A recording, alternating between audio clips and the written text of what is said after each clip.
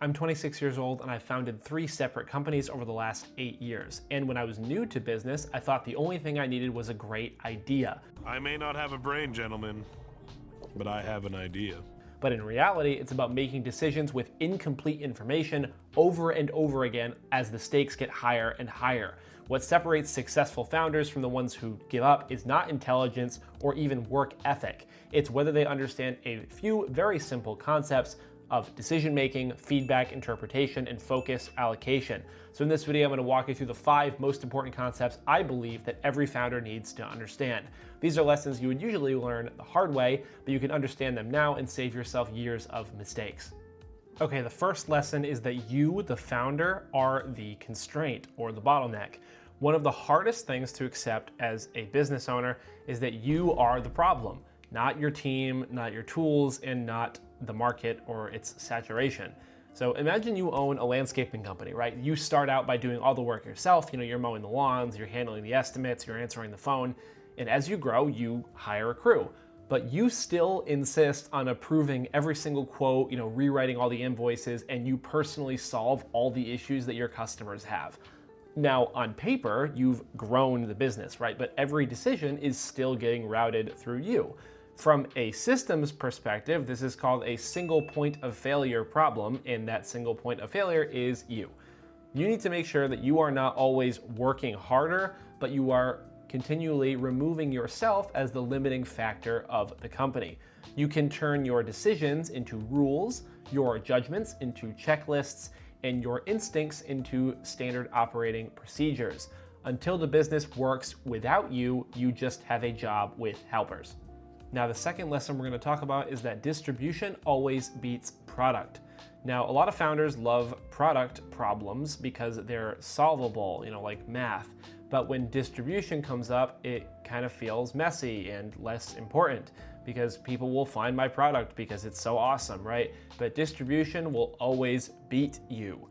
Let's say you built a really amazing CRM for contractors, right? It's faster, it's cleaner, it's cheaper, but nobody knows it exists, right?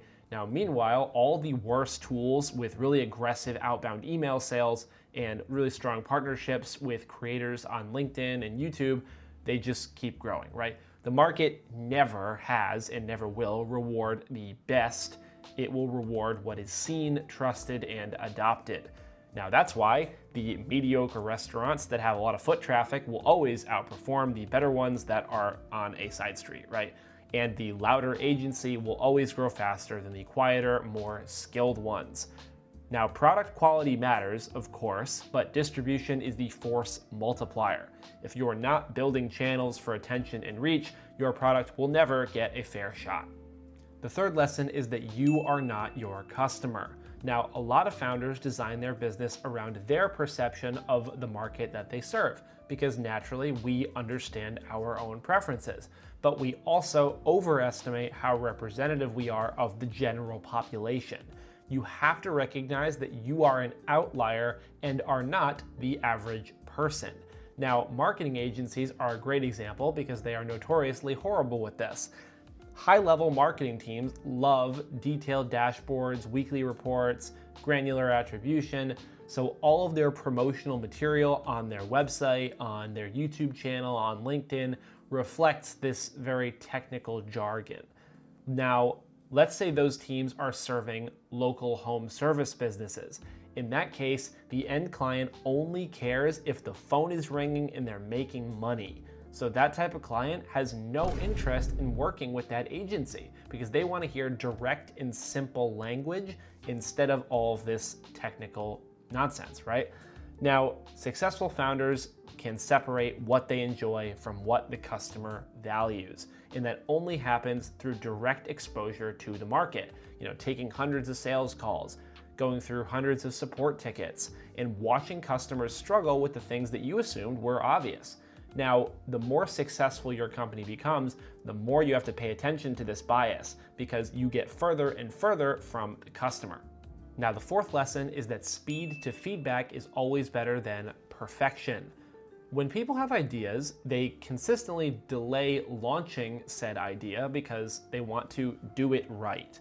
But what do it right usually means is that they can't take any criticism or they don't want to take criticism. From a learning standpoint, this is completely backwards. In psychology, a feedback loop is what drives continued learning. So you form a hypothesis, you act, you observe the result of what you did, and then you make adjustments. And the faster you can get that loop to run, the faster you learn. If it runs slower, or not at all because you decided not to launch, you become really confident in assumptions that you have never tested. In business, this is the exact same. When you continue to delay launching a new product or a new service line because you want it to be perfect, you're just slowing your feedback loop. You of course want to be thoughtful with any new product or service that you launch, but you don't want to continue to obsess over and over and over again and never launch it. You want fast feedback because you can correct bad assumptions early when they're cheap and don't cost you millions of dollars to fix, and you can build intuition based on the reality of your customers. Learning only happens when you make contact with the market, not while you're sitting around and thinking about it. Following from the previous one, the last lesson is that decision speed is better than decision accuracy. Now, this sounds really counterintuitive at first, but it's very similar to lesson 4. Now, think about it like this. Most early stage business decisions are very cheap, they're easily reversible, and they're based on assumptions. They're based on incomplete data. If you spend weeks or months trying to make the perfect choice, it's just going to cause more damage than if you chose the probably wrong one and then made adjustments. So let's say you're deciding whether your software tool should target freelancers or small agencies first.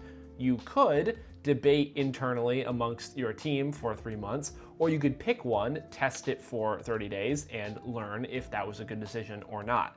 Successful founders understand an important concept from decision science called option value. An option is just the ability for you to change directions later. When you make a decision quickly, you're not locking in that decision. You're buying a path in which you can adjust, right? Early in your business journey, velocity is your advantage. Speed keeps feedback coming in, feedback keeps your options open. And options are what allow you to navigate new problems with relevant skills and information.